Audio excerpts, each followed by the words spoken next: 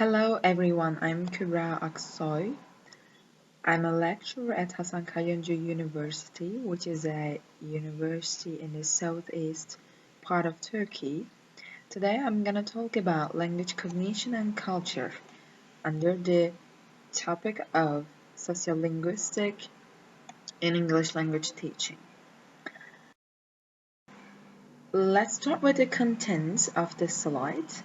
And the first content is the language, cognition and culture, language and perception, linguistic categories and culture, discourse patterns and culture, and also language, social class and language and perception. As you all know, we perceive the language, we perceive the contents of this language different from each other. Languages are distinguishable from each other in their sounds, their grammatical patterns, and their vocabulary. Also, I want to ask you the question, can language determine the way we perceive reality? If we can say that yes, language can determine the way we perceive the language itself actually. We can perceive the meaning of a sentence differently or a meaning of a word differently from each other, from part to part of a country also, and also different parts of the word. The local people select the appropriate variety for any particular interaction according to similar social factors to those identified in earlier examples. Who they are talking to, in what kind of settings, and for what purposes. Like I told before, the local people in a place, in a country, or in a city of a country can determine the meaning of this language according to the factors. Let's say who they are talking to, in what kind of setting, and for what purposes, according to the purpose of the speech. It can illustrate the range of linguistic variation which can be observed in different speech communities. Different speech communities can illustrate the range of linguistic variation, and it can be observed differently in different parts of the world.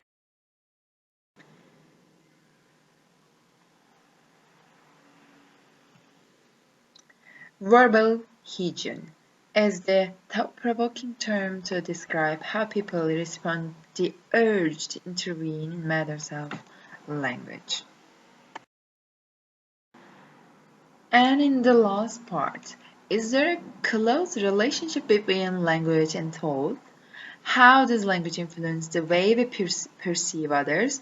And for instance, a relationship between the language, society, and attitudes, perceptions, how can they affect and how do we perceive others according to their language, their society, their attitudes while they're talking? In the last part, in the next part, vocabulary and cognition. We have terms like linguistic determinism and linguistic relativity. People from different cultures think differently because of the differences in their languages, according to linguistic determinism. A language determines certain non-linguistic cognitive processes. But in linguistic relativity, language influences perceptions, thought, and at least potentially behavior. And languages differ and conclude that the thought patterns of their speakers also differ. In linguistic relativity, language influences perceptions. In linguistic determinism, people from different cultures think differently because of the is Worf right? It should be difficult to identify colors which your language doesn't have a name for. For example, yellow. In your language, yellow has a meaning, yes, but in the other language, Yellow may not have any meaning according to your language. But the older the Dani and New Guinea tribe use only two color terms. In this Dani tribe, they use just two color terms corresponding to black and white, or more accurately, dark and light. It was found that they could recognize and distinguish between subtle shades of colors that their language had no names for example, pale blue, turquoise, and this suggests that the strong form of the hypothesis can't be maintained. Some languages have linguistic categories which take account of the shape of objects, the form of nevajo verbs. For example, it's sometimes determined by the shape of the objects, long or short, thin or thick, round or not, and so on. Not surprisingly, Navajo-speaking children are typically much faster than English-speaking children in categorizing blocks by shape, and given a choice of ways of putting objects into groups, Navajo children tend to group them according to shape, while English-speaking children group them according to color, because of the differences in languages and also perceptions of people in their languages according to the colors in their language. These interesting findings based on experiments with colors and shapes all support the weaker principle of linguistic relativity. The categories provided by a language may make it easier to draw certain conceptual distinctions. Let's see the meaning of linguistic relativity in this chart. What is the likely form of the name of number 16 in French, Chinese, and Japanese? Let's have a look. In English, one, while in French, un, while in Chinese, yi, and in Japanese, ichi. How do you know, and what are the implications of your answers for learners of the Chinese word for 11, shi, is literally 10-1, and for 20, the Chinese word is ershi, literally 210.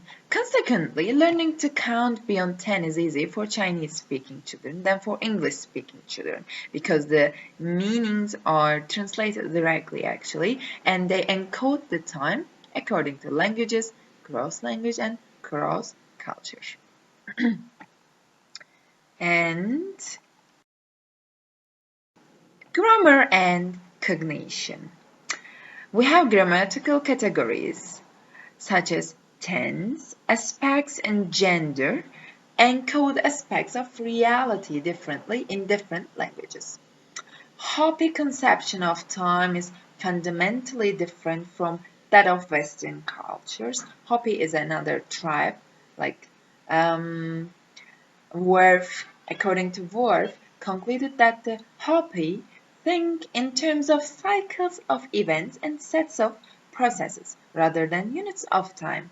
Actually, according to Worf, Hopi culture processed the language according to units of time, while in Western cultures, they just concept and encode the meanings according to not the cycle of events, but the cycle of processes.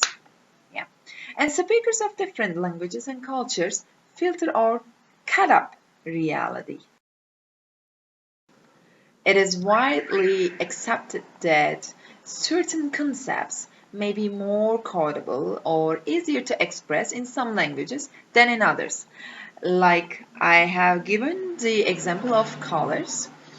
It is accepted that some concepts, some situations are more quotable or easier to express according to some languages, but in others it may not be.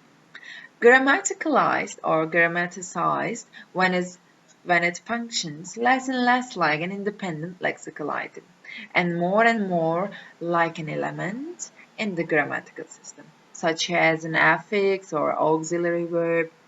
And Third, communities with little technological development employ the fewest scholar terms, while their pronoun noun classification systems are often much more complex than those of European languages.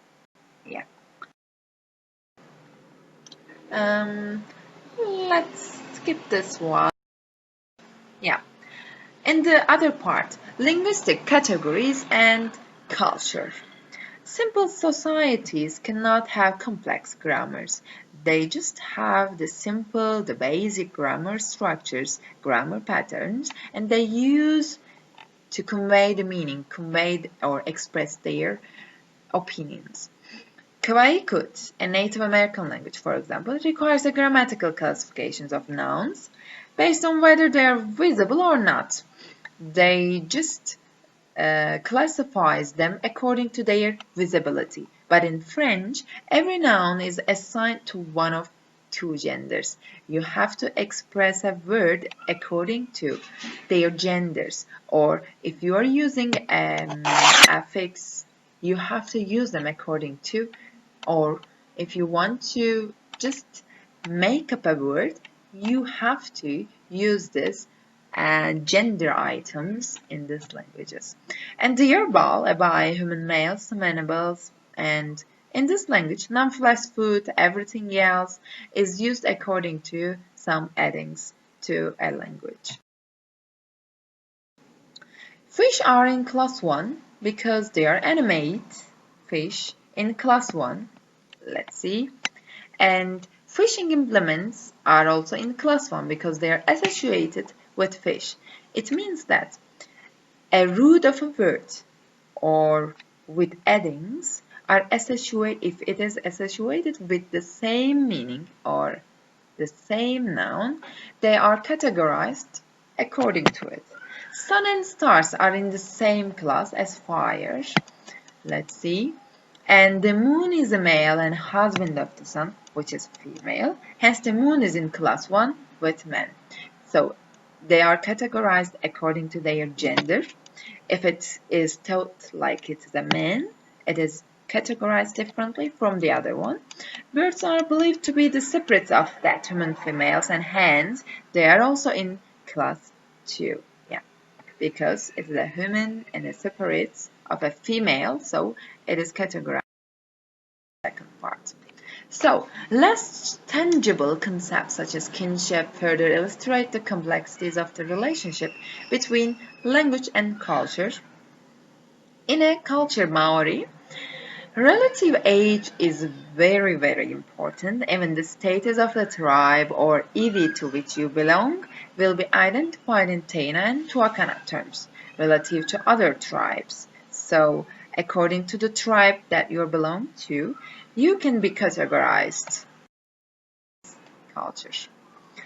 And in the other part, I want to talk about the language laws.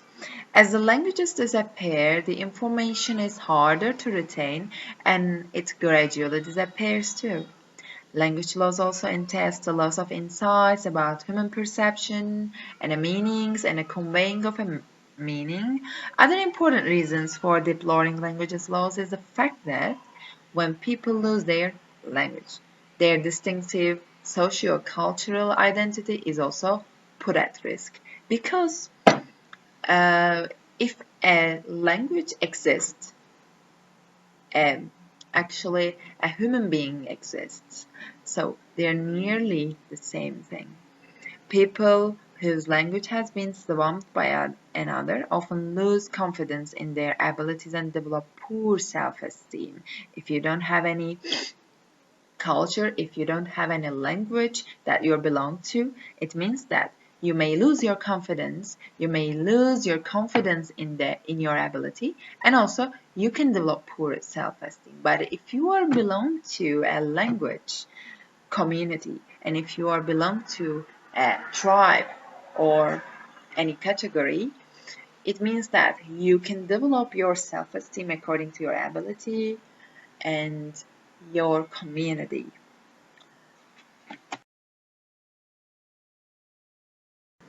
An Aboriginal interaction gives personal relationship priority over information-oriented goals, and they prioritize the affective over the referential dimensions. Long, non-intrusive silences are tolerated in this Aboriginal tribe, and even when one party is clearly gathering information, it is tolerated if you are silent, it means. Preferred discourse patterns and linguistic usages not only reflect but also shape or construct a particular view of social reality and sociocultural.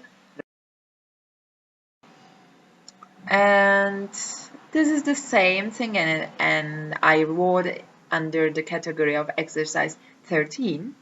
And I have tried to find some exercises according to the topics that I have mentioned.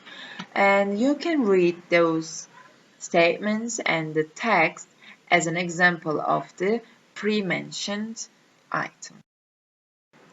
Language, social class, and cognition.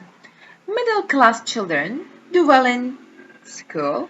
Working-class children don't do well in school, and middle-class children speak a different variety of English than working-class children. And usual conclusion, working-class children should change the way they speak, or vice versa.